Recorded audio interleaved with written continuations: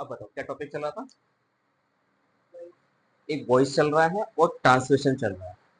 दोनों ही टॉपिक आपके सिलेबस में है 6 to 8 और 9 10। अगर आप कंपटीशन की तैयारी करोगे फिर भी ये एक्टिव पैसिव वॉइस आपका पीछा नहीं छोड़ेगा,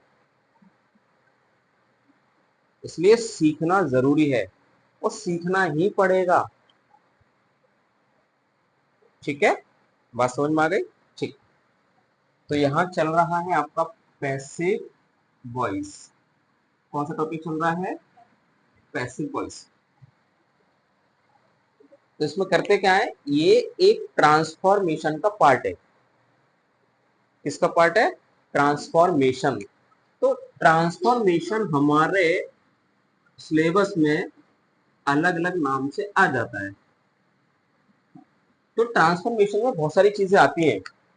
पॉजिटिव से नेगेटिव बनाना, इंट्रोगेटिव से असर्टिव बनाना, या असर्टिव से इंट्रोगेटिव बनाना, डिग्री का चेंज करना, या फिर एक्टिव से पैसिव वॉइस बनाना, यूज टू रिमूव टू करना। तो यानी ये सब चीजें ट्रांसफॉर्मेशन में आती हैं। तो एक सेंटेंस को दूसरे तरीके से कैसे बनाएं, एक बात को दूसरे तरीके से कैसे रिप्रेजेंट करें, वो सारा आ जाता है आपका ट्रांसफॉर्मेशन में। और ट्रांसफॉर्मेशन का मतलब ही होता है रूपांतरण। क्या होता है बेटा? रूपांतरण, रूप को बदल दीजिए। तो एक्टिव पैसिव वॉइस क्या कर रहा है, एक एक्टिव सेंटेंस को पैसिव में बदल रहे हैं। तो एक बात को दूसरे तरीके से कैसे कहें बिना अर्थ बदले, बिना मीनिंग बदले। उसका मीनिंग नहीं बदलना चाहिए। तो वही तो हो गया ट्रांसफॉर्मेशन। बात समझ में आ रही है ना?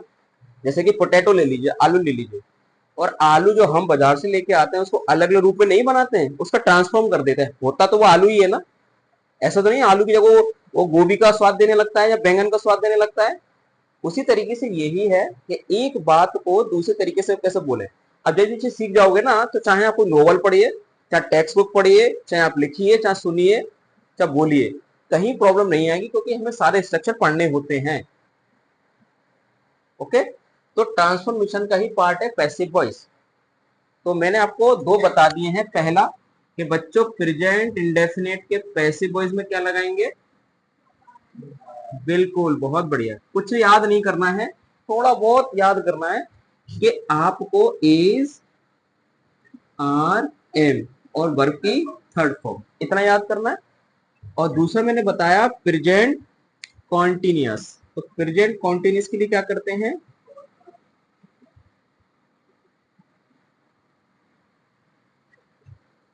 प्रेजेंट कॉन्टिन्यूअस के लिए वॉज वर्ब। ये कह रहे हैं वॉज वर्ब। वॉज वर्ब किस में आता है? पास्ट कंटिन्यूअस में आता है। ठीक है, तो यहाँ पे आएगा इज, आर, एम। और किसी भी कॉन्टिन्यूअस का पैसिव वॉइस बना रहा है, किसी का मतलब केवल दो ही कॉन्टिन्यूअस है, एक प्रेजेंट का और एक पास्ट का, फ्यूचर का तो बनता नहीं। तो क्या लग जाएगा इसमें बच्चों? बीइंग और वर्ब की थर्ड फॉर्म। आएगी नहीं लगेगा रेहा, आप कॉन्शियस ही नहीं हो, अनकॉन्शियस रहते क्लास। ठीक है, ये बात हो गई, ये बात हो गई। तो आज हम नई बात क्या सीखेंगे अगला, कि प्रेजेंट परफेक्ट का पैसिव वॉइस कैसे बनाए। तो सबसे पहले प्रेजेंट परफेक्ट टेंस की पहचान कैसे करते हैं, वो तो चलो ट्रांसलेशन के पॉइंट ऑफ व्यू से चुका है, चुकी है, या लिया है, दिया है, हो गया। इंग्लिश में कैसे पहचानोगे? हैज या हैव के साथ वर्ब की थर्ड फॉर्म, ये तो आइडेंटिफिकेशन है। तो अगर नंबर 3 हम जाने प्रेजेंट परफेक्ट, प्रेजेंट परफेक्ट, तो प्रेजेंट परफेक्ट के अगर हम एक्टिव वॉइस की बात करते हैं तो क्या आएगा इसमें? हैज या हैव के साथ वर्ब की थर्ड फॉर्म। और पैसिव वॉइस में क्या लग जाएगा? सिंपल, हैज के साथ बीन और हैव के साथ बीन, और वर्ब की थर्ड फॉर्म हमें लगानी ही पड़ेगी। ठीक है, अच्छा एक बात मुझे बताओ कि जनरल साइंस में हम प्रेजेंट परफेक्ट यूज कहां करते हैं?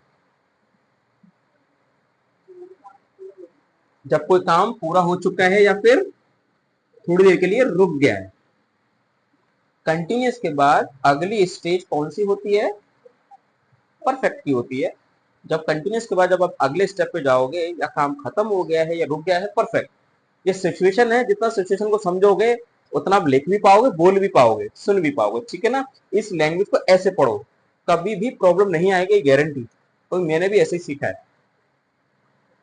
ग्रेजुएशन में आंसर राइटिंग 10-10 पेज की, 12-12 पेज की, 15-15 पेज की कैसे पॉसिबल है, याद करके नहीं, केवल आपको लैंग्वेज बनाना आ जाए, एक और टेक्स्ट को पढ़ना है और कैसे लिखना है। ओके, चलिए, अगर पैसिव वॉइस बनाना है ये मटेरियल तो याद रखना है केवल, बस इतनी सी बात याद रखिए। सिंगुलर सब्जेक्ट के साथ हैज बीन और प्लूरल सब्जेक्ट के साथ हैव बीन और वर्ब की थर्ड फॉर्म। और सिंगुलर सब्जेक्ट क्या होते हैं,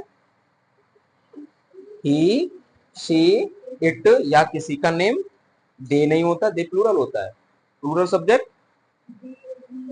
यू, वी, दे, ठीक है। और आई वैसे सिंगुलर होता है, लेकिन प्रेजेंट में वो प्लूरल वर्ब लेता है और पास्ट में वो सिंगुलर वर्ब ले लेता है, ठीक है, होता वो एक ही व्यक्ति है। अच्छा, आई सिंगुलर होता है तो आई का प्लूरल क्या होगा,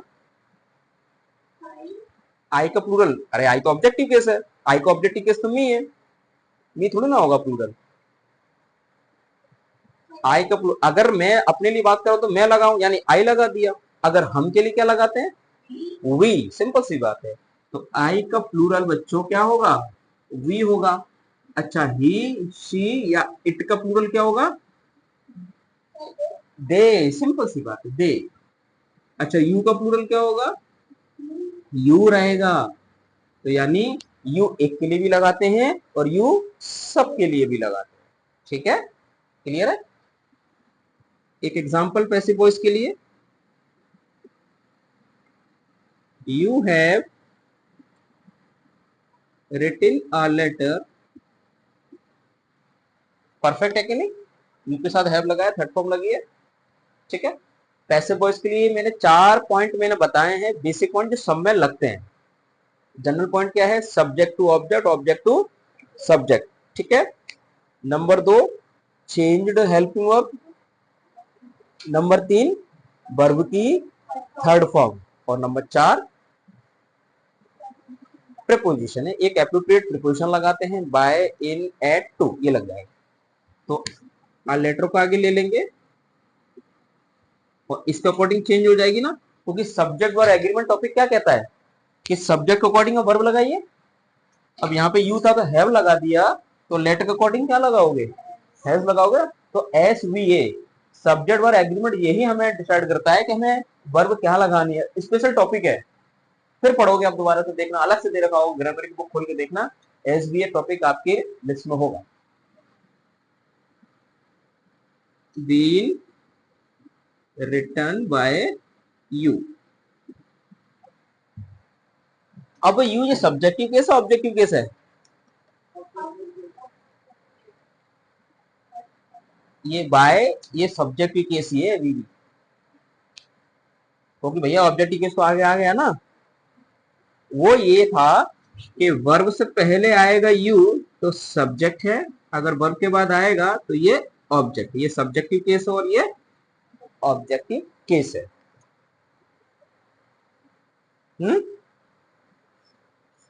you are writing this sentence, तो यू इसमें सब्जेक्ट हो गया। I am giving, I am giving you this sentence, अब इसमें क्या हो गया, गिविंग के बाद आया है यू, तो इसमें कौन सा केस हो गया, ऑब्जेक्टिव केस हो गया। तो ये से पहचानना होता है।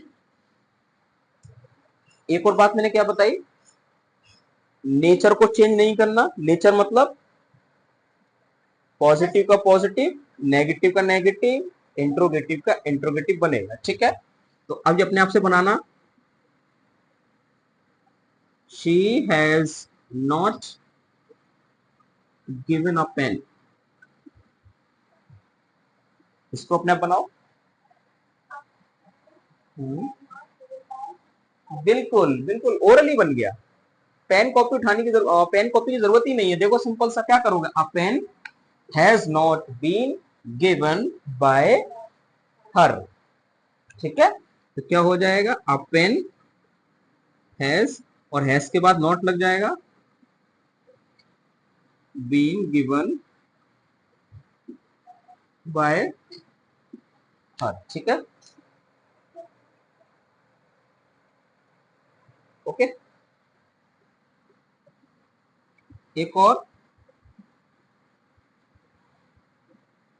Have they submitted there notebooks, क्या वे अपनी नोटबुक जमा कर चुके हैं।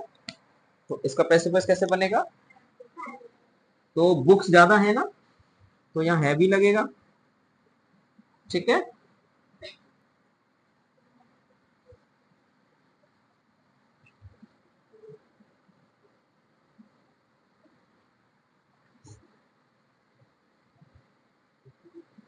Okay, clear.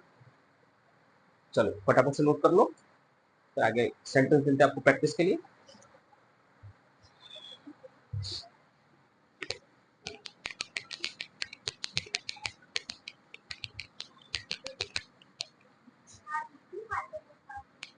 हाँ बेटा,